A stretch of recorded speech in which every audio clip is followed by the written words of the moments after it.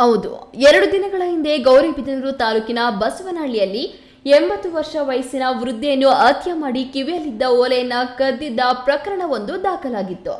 ಇದೀಗ ಆ ಪ್ರಕರಣಕ್ಕೆ ಬಿಗ್ ಟ್ವಿಸ್ಟ್ ಸಿಕ್ಕಿದೆ. ಕೊಲೆ ಪ್ರಕರಣವನ್ನು ದಾಖಲಿಸಿಕೊಂಡು ತನಿಖೆ ಮಾಡಿದ ಪೊಲೀಸರಿಗೆ ಕೊಲೆಗಾರನ ಜಾಡು ಸಿಕ್ಕಿದೆ. ಕೊಲೆ ಮಾಡಿದ್ದ ಆರೋಪಿ ಅದೇ ಗ್ರಾಮದ 20 ವರ್ಷ ವಯಸ್ಸಿನ ಕುಮಾರ್ ಎಂದು ತಿಳಿದು ಬಂದಿದೆ. ಆರೋಪಿ ಕುಮಾರ್ ಮೃತ ಮಹಿಳೆಯ ಮನೆ ಸಮೀಪದವನು ಎನ್ನಲಾಗಿದೆ. ಇನ್ನು ಮನೆಯಲ್ಲಿ ಒಂಟಿಯಾಗಿದ್ದ ಸುಬ್ಬಮ್ಮನನ್ನ ನಿಗಾ ಮಾಡಿಕೊಂಡಿದ್ದ ಆರೋಪಿ ಮನೆಯಲ್ಲಿ ಯಾರೂ ಇಲ್ಲದಿರುವುದನ್ನ ನೋಡಿ ಮನೆಗೆ ನುಗ್ಗಿ ವೃದ್ಧೆಯ ಕಿವಿಯಲ್ಲಿದ್ದ ಸುಮಾರು 5 ಗ್ರಾಂನಷ್ಟು ಚಿನ್ನದ ಓಲೆಯನ್ನ ಕಸಿದು ವೃದ್ಧೆಯ ತಲೆಗೆ ಬಲವಾಗಿ ಹೊಡೆದು ಪರಾರಿಯಾಗಿ ಏನೂ ತಿಳಿಯದೆ ಹಾಗೆ ಊರಿನಲ್ಲೇ ಆರಾಮಾಗಿ ಓಡಾಡಿಕೊಂಡು ಇದ್ದ. ಅಲ್ಲದೆ ವೃದ್ಧೆಯನ್ನ ಮನೆಯವರು ಆಸ್ಪತ್ರೆಗೆ ಸಾಗಿಸುವಾಗ ಆರೋಪಿ ಕುಮಾರ್ನೇ ಸಹಾಯ ಮಾಡಿದ್ದ ಎಂದು ತಿಳಿದು ಬಂದಿದೆ. ಇನ್ನು ಆರೋಪಿ ಕುಮಾರ್ ಆಟೋ ಓಡಿಸಿಕೊಂಡು ಜೀವನ ನಡೆಸುತ್ತಿದ್ದ.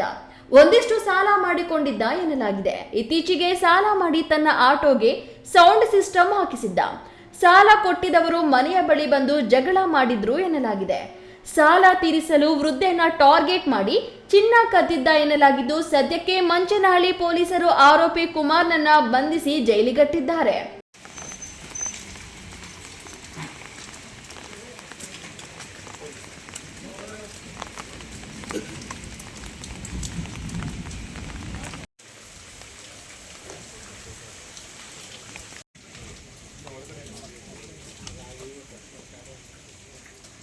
ಪ್ರದೀಪ್, ಈ ನ್ಯೂಸ್ ಟಿವಿ, ಗೌರಿಬಿದನೂರು.